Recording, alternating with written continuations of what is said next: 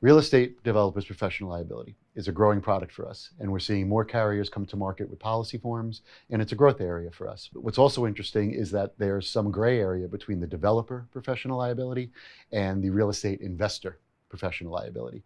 So let's talk a little bit about what the developer professional liability policy covers first. Yeah, it's a evolving product that forms keep changing based on the needs of our insureds.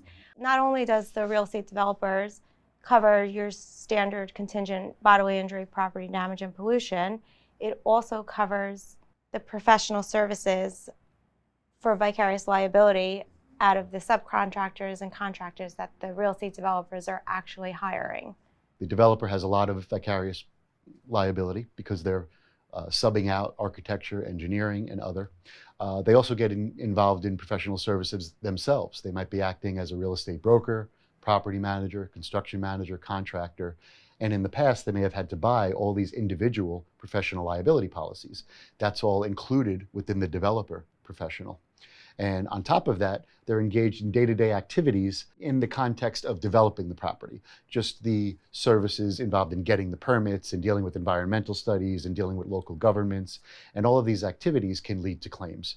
And the developer professional has evolved to cover all of these exposures in one policy. What's interesting is that a developer might be developing the property with their own money, or they might be raising money from other parties, and they might be doing so from different parties for different developments. So we start to see this gray area or this overlap with an investor professional liability policy or an investment fund manager.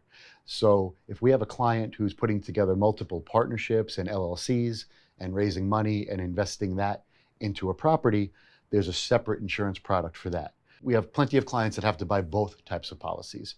We're also seeing products come to market that are trying to blend the two exposures together. So this is new.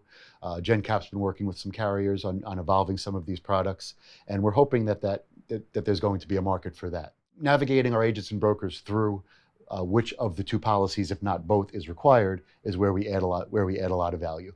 The key is going to come down to whether the developer is improving the property or really just investing in it to hold it and sell it, how many investors they have, how complicated the partnership structure is going to be, and things like that. But we can guide our brokers through that. We can also handle other lines for them as well at the same time. Yeah, the benefit of working with us, Jencap, is that we can handle not only the real estate developer, but if there's their employment practices exposure, their fiduciary liability, their D&O, makes it a lot easier when one person's just handling the product for the whole developer. Exactly. Instead of dealing with 4 or 5 different underwriters at an insurance company. Correct.